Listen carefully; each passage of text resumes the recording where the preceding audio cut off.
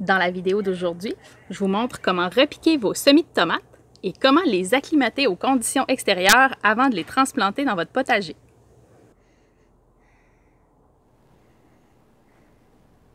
On procède au repiquage des semis de tomates lorsque les plants font environ 4 pouces de haut et qu'ils ont 4 vraies feuilles.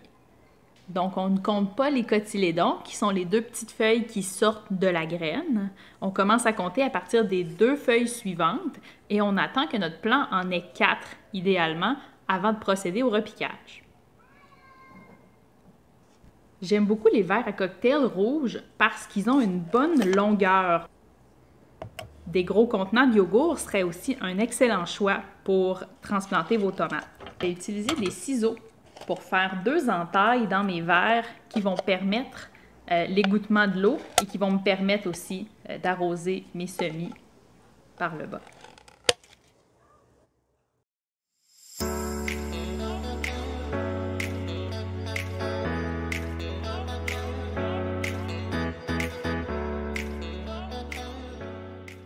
Une autre étape cruciale lorsqu'on fait le repiquage de nos semis de tomates, c'est d'identifier nos contenants.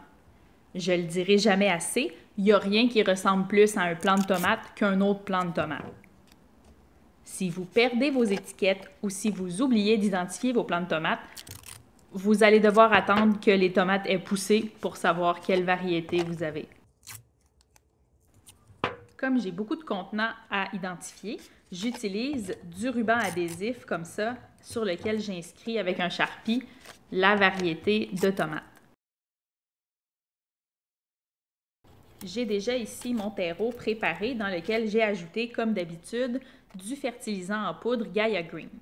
Dans toutes mes vidéos sur les semis, je vous disais que c'était facultatif d'ajouter un fertilisant, mais lorsqu'on arrive à l'étape du repiquage, c'est essentiel de donner de la nourriture à vos plantes pour qu'elles puissent bien se développer et se préparer à être transplantées au potager et à produire des fruits.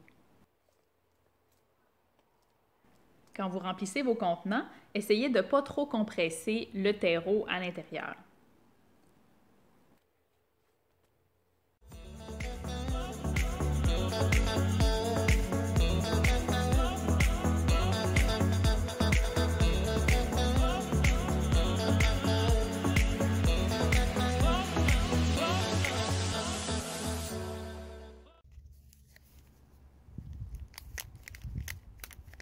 Donc, voici mes petits semis de tomates de 3 semaines. Comme vous pouvez voir, dans certaines cellules, j'ai 2 tomates. Vous pouvez choisir de conserver les 2 semis dans chaque cellule et de les diviser, ou vous pouvez tout simplement retirer celui qui a l'air le moins vigoureux.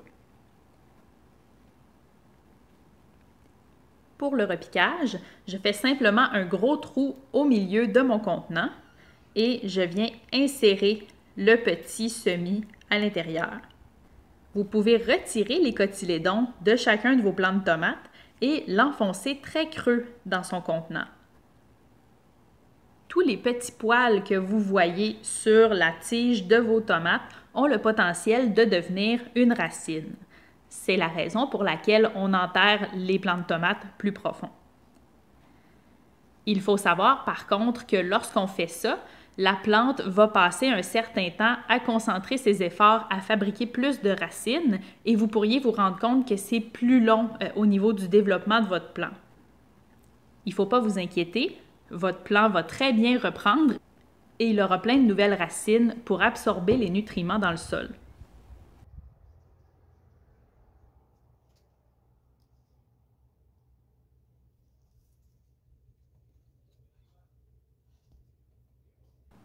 Je fais un trou très profond dans le contenant.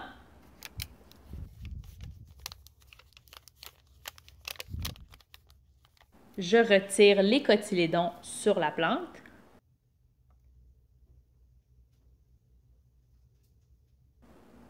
Et je la transplante bien crue. Je presse fermement le plant dans le contenant pour m'assurer qu'il y a un bon contact entre les racines et le terreau.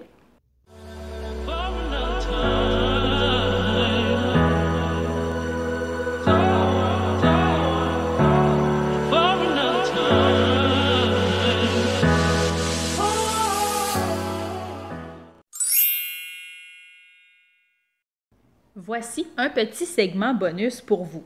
Vous êtes peut-être allé à votre centre jardin pour vous procurer des plants de tomates. Comme la demande est très forte ces temps-ci, les plants ont été sortis très tôt et beaucoup de centres vont vous vendre des plants comme celui-là ici que j'ai acheté la fin de semaine de la fête des mères, qui serait déjà un bon format pour être transplanté, mais il restait encore 4 semaines avant la transplantation des tomates au potager. Ça va être important de repiquer ce plant-là dans un pot beaucoup plus gros pour qu'il puisse poursuivre sa croissance jusqu'à ce que ce soit le bon moment pour le transplanter dans le potager. Une contrainte que vous aurez peut-être, c'est l'espace disponible dans votre maison sur le bord de vos fenêtres pour recevoir de gros plants comme celui-là. Dans mon cas, je vais planter entre 30 et 40 plants de tomates cette année. Alors, ce ne serait pas possible pour moi de garder à l'intérieur pendant plusieurs semaines 40 pots de cette taille-là. Mais si vous avez acheté seulement quelques plants, ça vaut la peine de les transplanter dans un beau grand pot et de leur donner toutes les chances de se développer comme il faut pendant qu'ils restent encore à l'intérieur.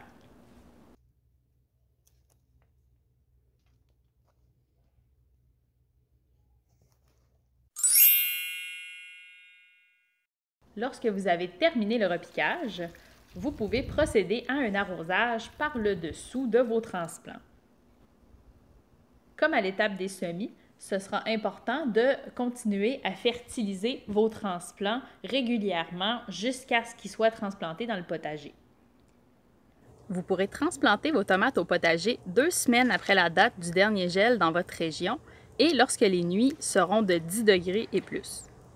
La tomate n'aime pas le froid, alors c'est important de ne pas la transplanter trop tôt parce que ça va vraiment nuire à sa croissance.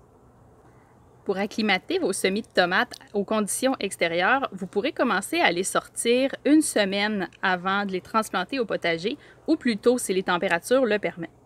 Ça permet à vos plants qui ont poussé en dessous de des lampes artificielles de s'habituer aux conditions extérieures comme le soleil et le vent. Lorsque vous sortez vos plants de tomates les premières journées, commencez par quelques minutes au soleil, disons 15 minutes, puis ensuite vous pouvez les laisser à l'ombre et vous pouvez augmenter tranquillement le temps qu'elles passent au soleil à chaque jour. C'est tout pour la vidéo d'aujourd'hui. Si les conseils vous sont utiles, n'hésitez pas à me laisser un pouce en l'air. À bientôt!